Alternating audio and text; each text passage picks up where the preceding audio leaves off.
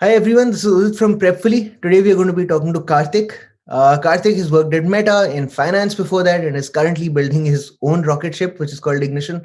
Possibly one of the best names for a rocket ship I've come across these days. Today, Karthik will be telling us a little bit about what informed his decision to transition from Wall Street to Silicon Valley and then from product and big tech to entrepreneurship, as well as his advice on navigating such transitions and making sure to leverage your skills at each stage. Hi, Karthik. Thanks so much for joining us today.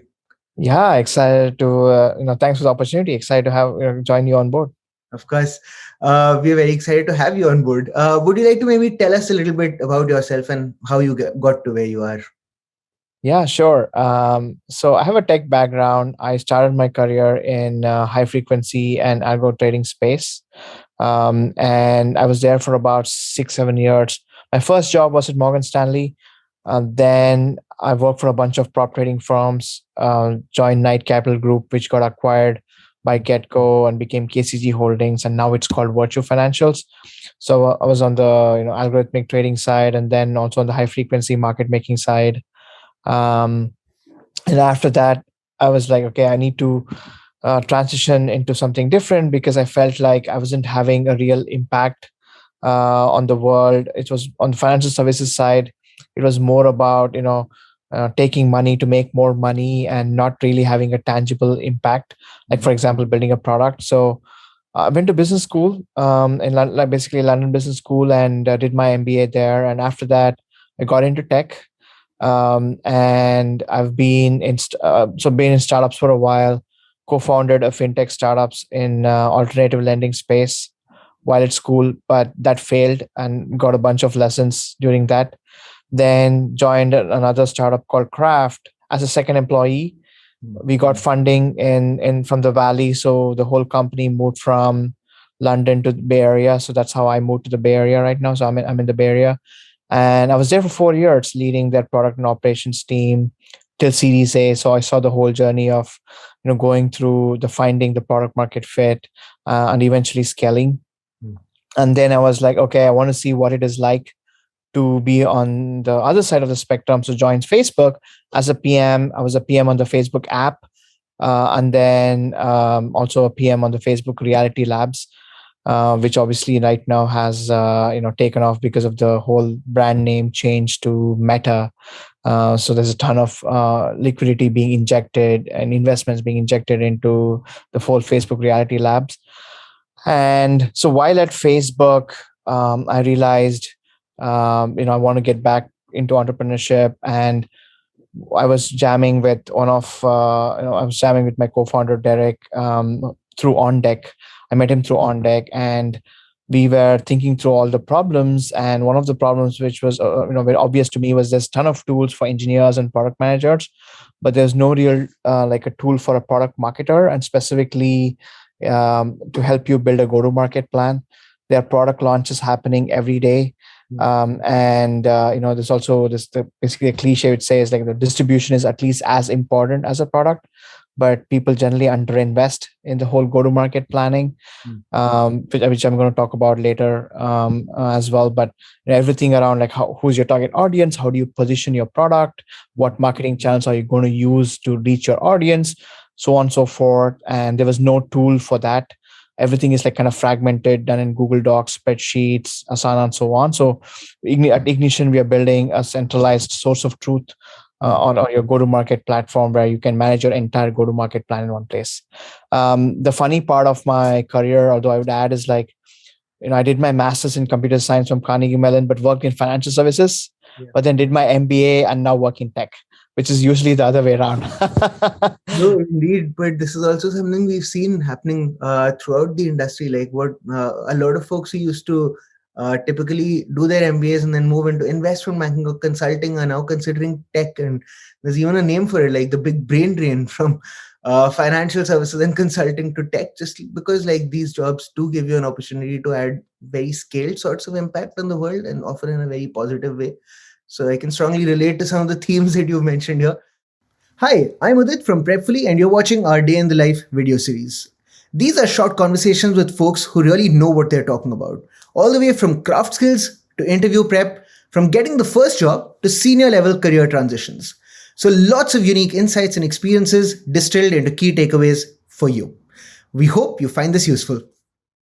But also lots to unpack in your journey. You've been around Yeah. the block then. So, if you're up for it, I'd like to maybe dig into some of these transitions, understand what your motivations were and how you made that decision, but also what your advice would be. So, which skills you leverage, maybe those in your interview, maybe those that help you succeed in the job further down the line. And then we can talk about a few of these transitions, and that will then add value for our viewers as well. Sounds good to you? Yeah, that sounds great. All right, so then let's talk about the first big transition from financial services to Silicon Valley. I have two or three questions here. The first is, what were the decision factors that played a role? So, how did you finally reach that decision in making this transition? And secondly, what were some of the skills that you gained when in financial services that stood you in good stead when you were interviewing for Silicon Valley?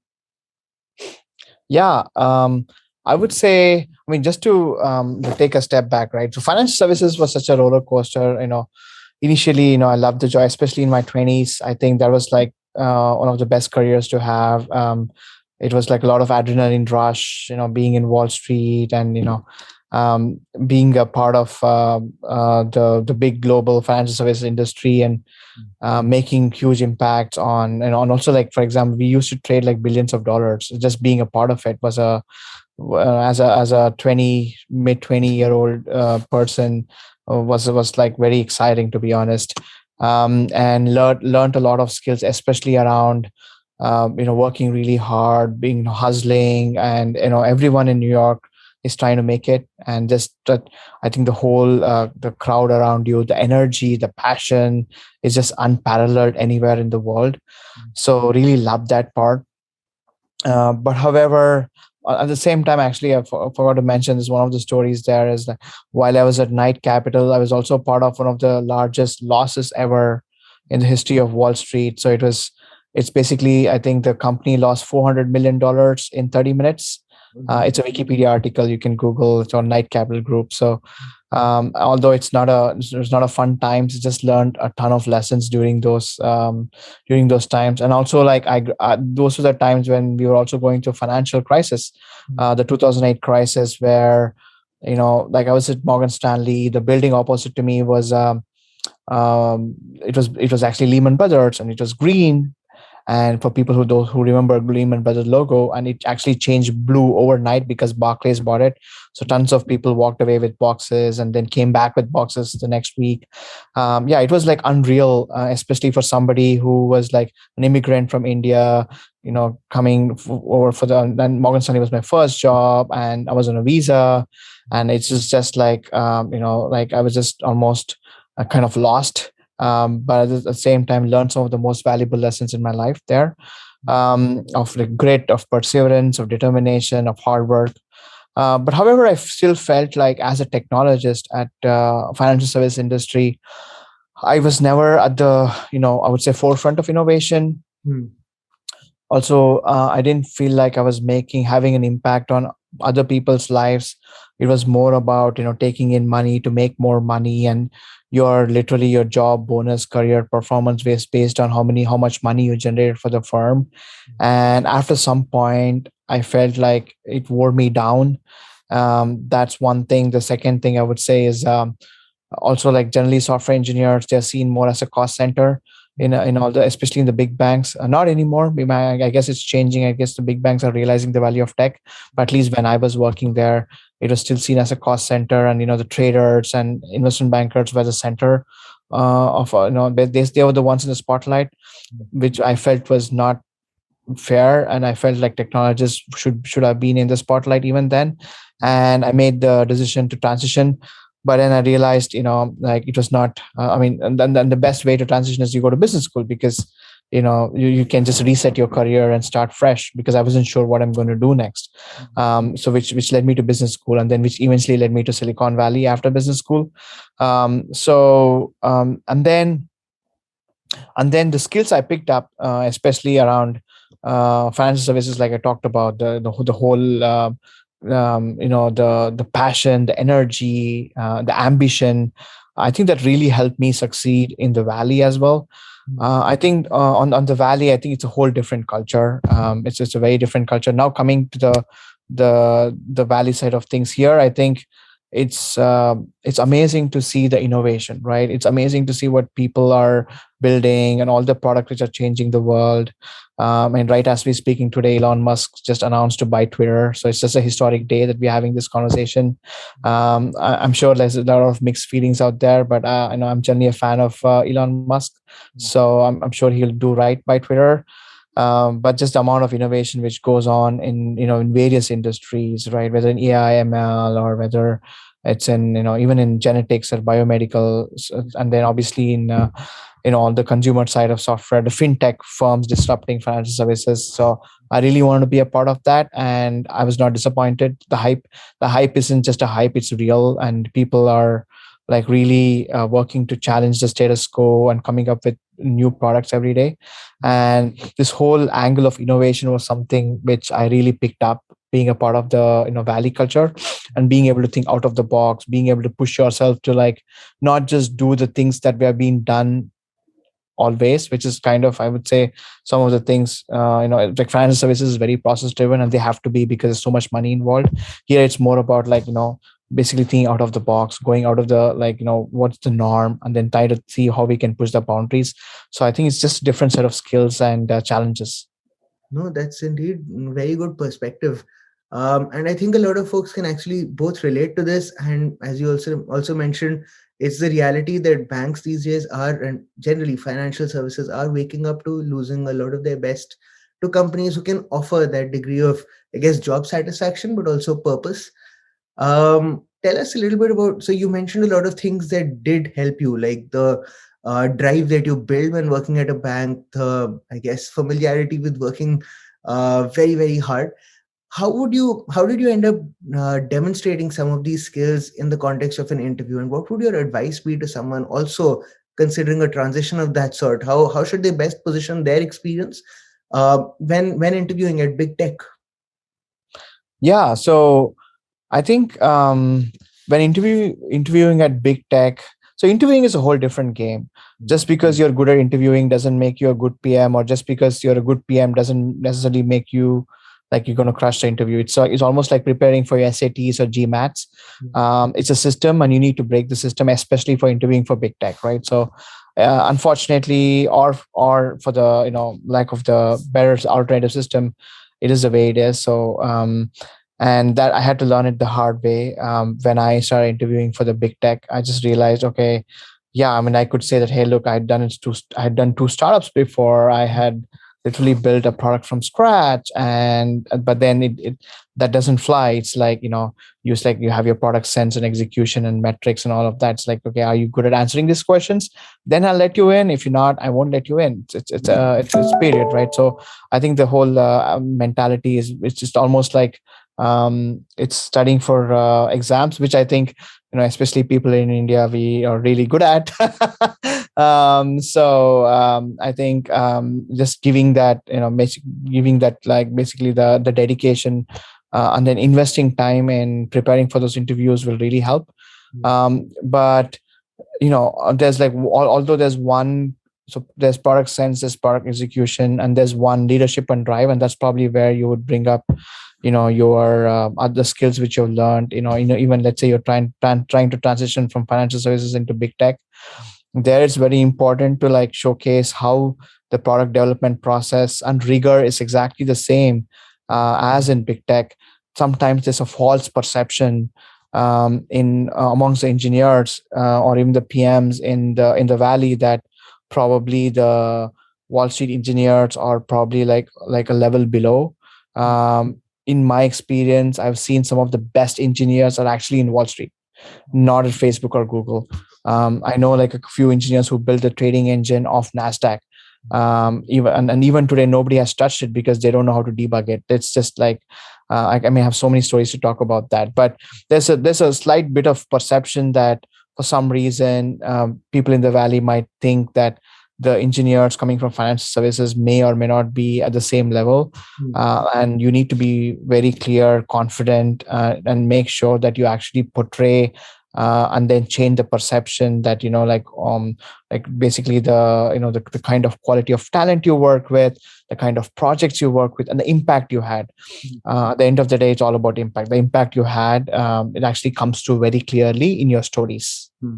Got it. So using basically the leadership and drive and the behavioral questions you face in there to hone in the fact that you've been there, you've done that, maybe in a different context, but the underlying skills are very, very similar, and tying your work back to impact so that they can also relate to the final outcome that you achieved. That's good perspective.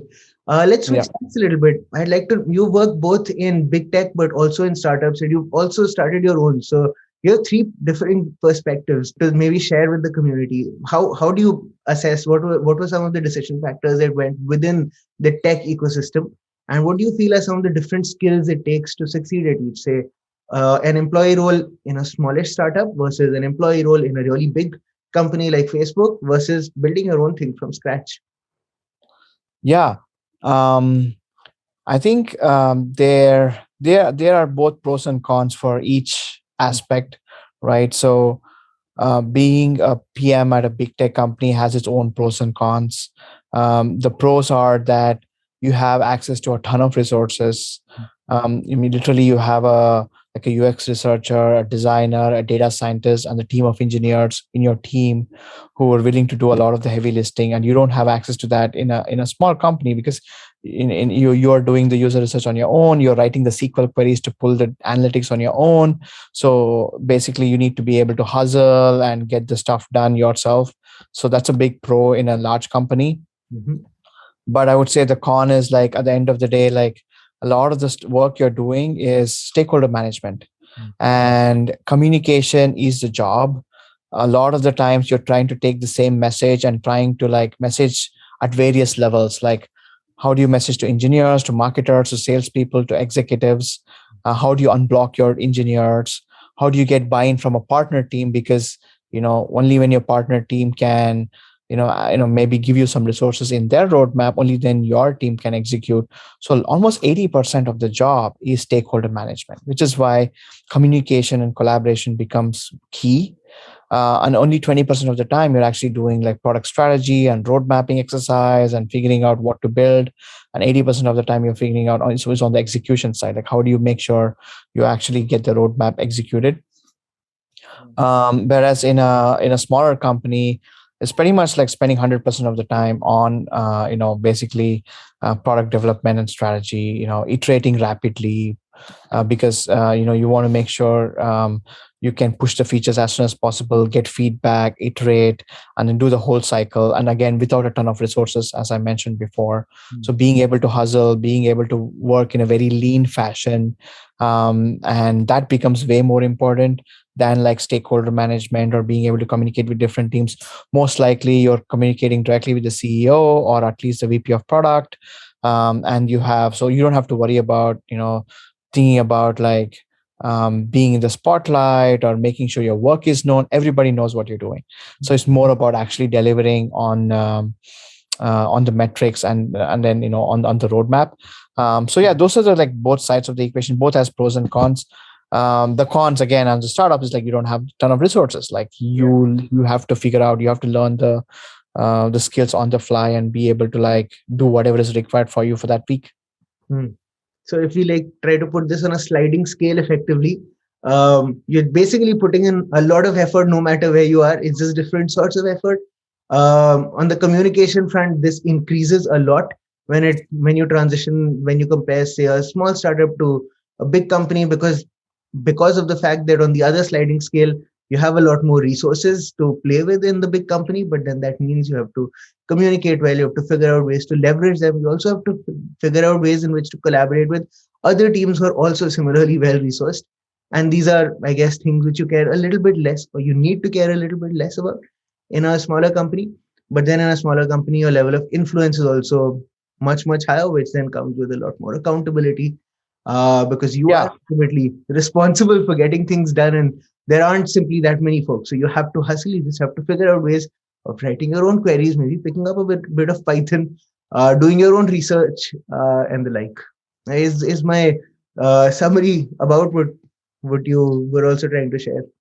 Yeah, exactly. I mean, just to back it up by some, like, just some stories, right? For example, like, at Facebook, we were trying to launch like referrals for Oculus, which has been there. And then, there it's all about like, okay, you need to work with branding team and marketing team and legal team and policy team and privacy team, and Yeah. then your Facebook app team to make sure they can promote referrals. You can serve like quick promotions on the news feed. And Mm. so a lot of the work is just working with different teams Yeah. and being able to message it at different levels, right? Mm. At Craft, where it was a company intelligence firm. Basically, we are trying to sell a company intelligence product. So first, we try to sell it to hedge funds, for example, and Yeah. we realized hedge funds probably are not the best clients for us because they are very high demanding, and also they churn a lot. So we are like, okay, let's go into corporates, which was much better way, and then eventually into supply chain. So they're trying to like rapidly figure out, okay, is this the right target audience or not? Well, there's a product, is there a good product market fit there? Mm. Can we like consistently sell the product to them, generate recurring revenue, have a high level of retention? If not, okay, how do I pivot into a different segment? So it's a very different way of thinking and executing Yeah. in a big company versus a small company. So the other thing I would say is, just because you've been a PM at Facebook doesn't automatically make you an amazing PM for a startup, and Yeah. vice versa. Mm. You still need to acquire a lot of other skill sets in order to be successful. Like if you're a startup PM at Mm. Facebook, or if you're a Facebook PM or Google PM, then at a startup. In fact, even just the role of product management itself is apples to oranges in a startup versus a big company. Mm. A lot of the time, people think, okay, you're a product manager, period, so you can do your job at a Facebook or a startup. I would say they're actually two completely different roles with completely different skill sets. Obviously, this is strong. There's a common foundation, but the day-to-day duties and roles is very different. All right. No, indeed. So again, if I try looking at exactly what you said in a slightly different angle, when it comes to Facebook, you're going to spend a lot of your time and energy getting things together. But then when you launch, it's a big bang. You're like immediately targeting hundreds of millions of people.